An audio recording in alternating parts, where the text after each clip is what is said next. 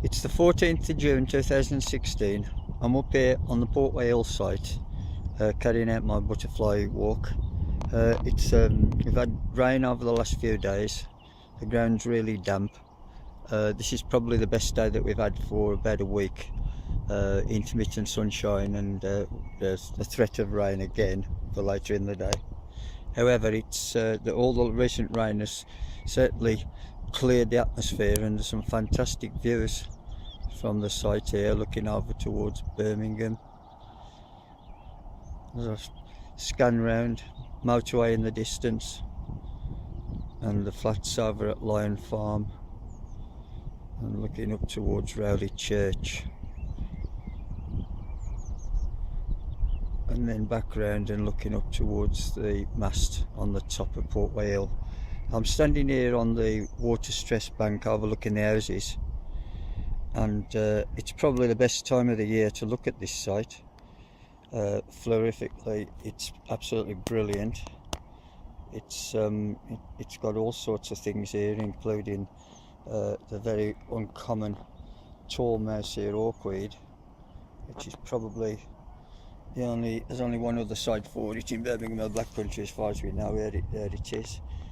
It's mixed in here with mouse-ear hawkweed and the odd plant of common cat's ear and big torquespeed. It's over the last few years it's really spread. As I look down there, we can see large patches of Trifolium arvense, which is nice to see. And looking really closely, we've got silver hairgrass mixed in with the mouse-ear hawkweed, although it's not all that apparent until you get really close down to it. But this is a fantastic site. I used to see foxes down there, but I haven't seen any this year. And we've also got some white beams. There's one, and there's one. I scan round, there's one here behind me. Now these might turn out to be quite interesting records when we finally get them identified.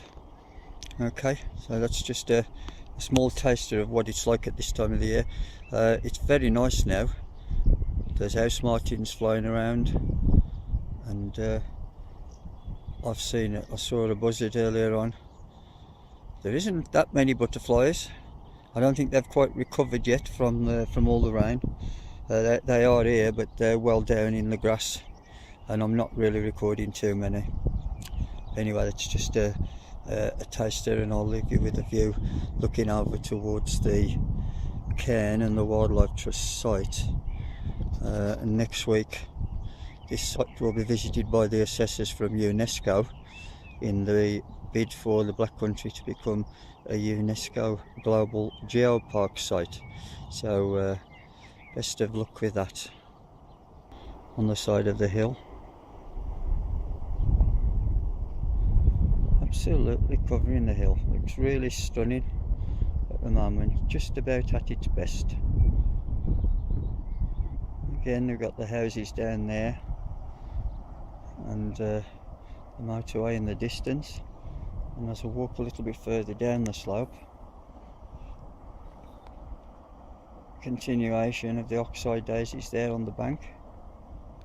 There's quite a lot of scrub building up on this bank, and eventually I think we'll lose the openness of the grassland, although it'll take several years. Now swinging around and heading up towards the cairn on the Wildlife Trust site. As you can see, the hillside over there is absolutely covered in the oxeye daisy, and there's the rock exposures from a distance. And we'll move further around. The clouds are building up now. It's still sunny, but you can see that the clouds are already forming, and we're probably going to get a good downpour of rain within the next hour or so. So I'll carry on with the butterfly walk, and I'll leave you at the point where we left off. Along the path here we've got a Cotoneaster one of several cotoneasters on the hillside. They're not a native species, and this one's probably been the seeds were sown by birds who defecate from the hawthorn into the ground. It's probably the commonest cotoneaster in Birmingham and the Black Country. The flowers are quite insignificant, but they do really attract the bees. They must be rich in nectar, and as I stand here, as you can see, the bees are visiting the flowers. They don't flower for too long, but while they are in flower, the bees absolutely love coming to the flowers and collecting nectar.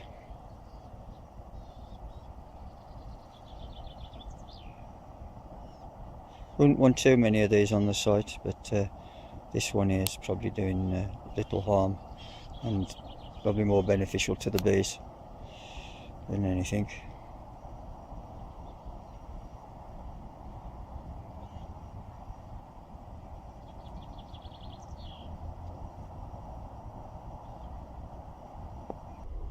There's the masts on the top of Rowley Hills in the distance, and we're quite low down the hillside, not too far away from Portway Leisure Centre. But I've come onto this sunny area to the rear of the gardens, which are just over to the left of me. But in this little area of oxide dominated grassland, there's a well established colony of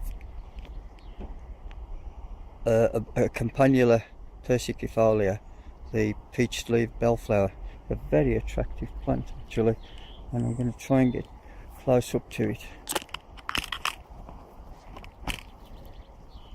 It's throughout the grassland here.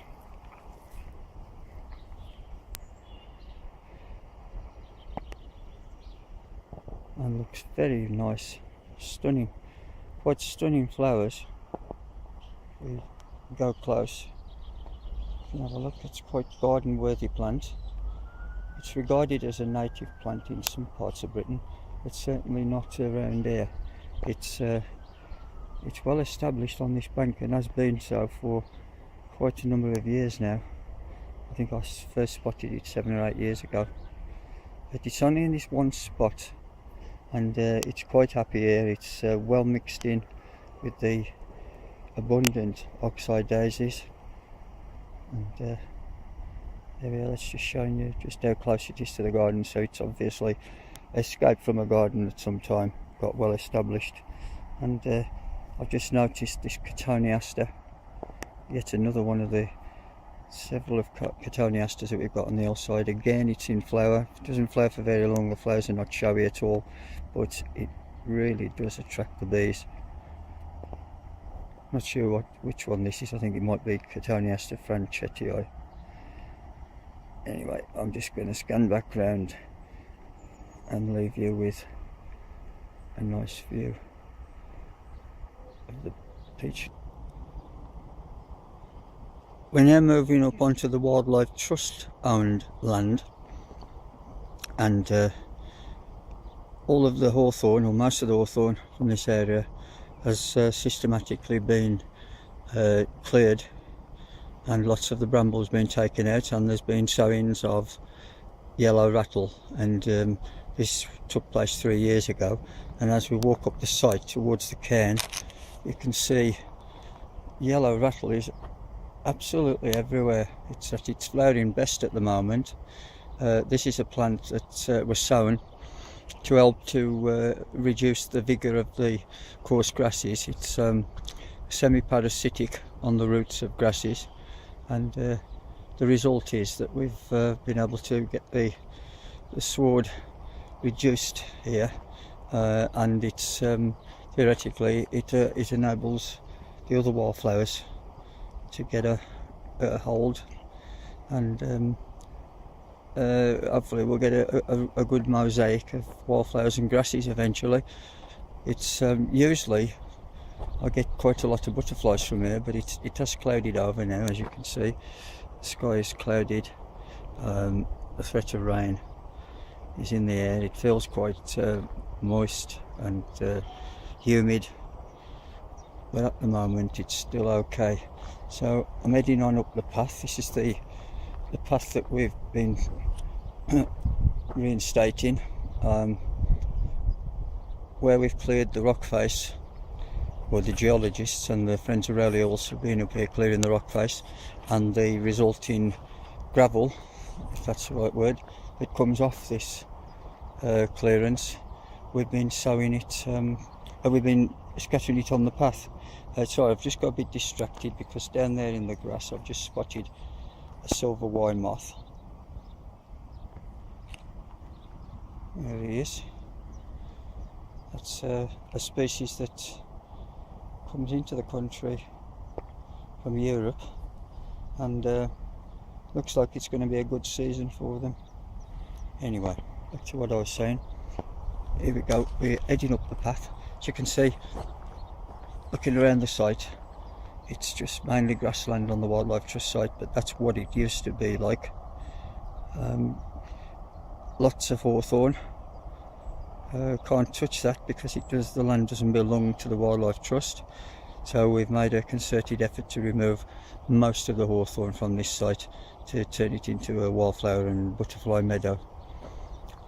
Looking up the bank, the oxeye daisy is absolutely everywhere.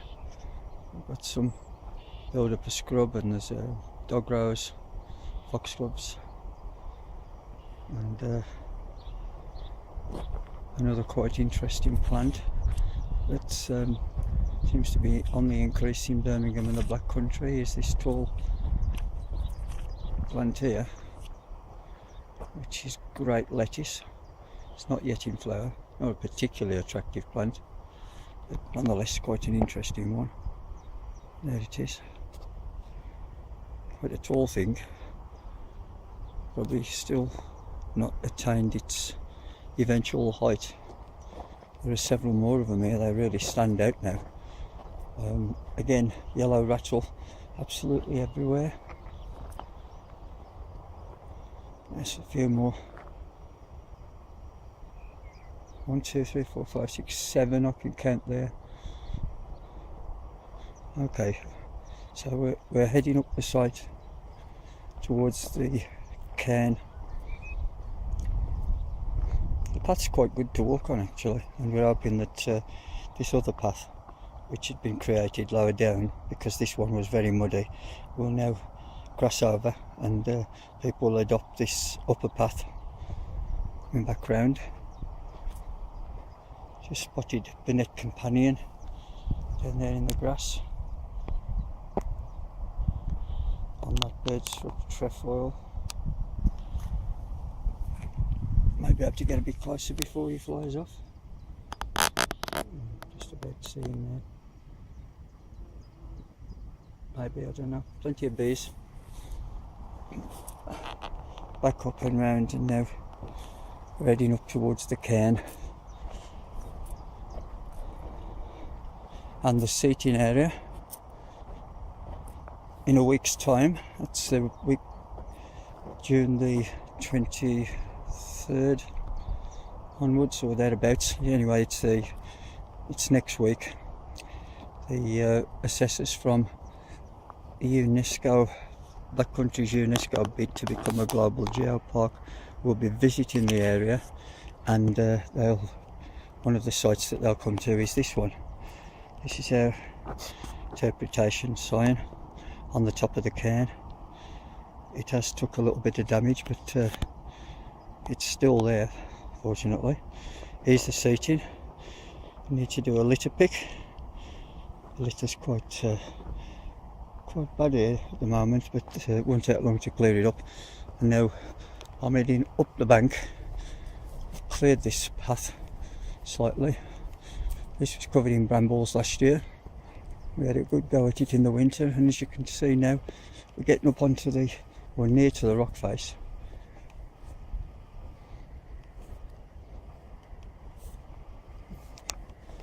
And geologists have made an absolutely fantastic job of clearing this rock face of the vegetation. There's some more of the gravelly material that's come down. which we can use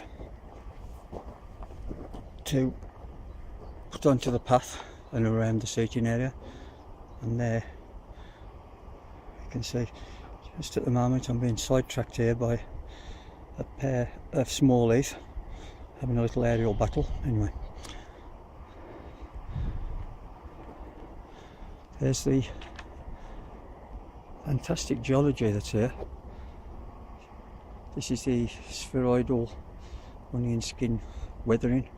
This is volcanic stuff, or at least it's the same stuff that you would get from a volcano, except I don't think it quite made a volcano here. But nonetheless, it's a very spectacular sight, and I'm sure that these guys from UNESCO will be very impressed with it. Now I'll just swing around, and I'll leave it at that, with a view of the cairn and the flats in the distance.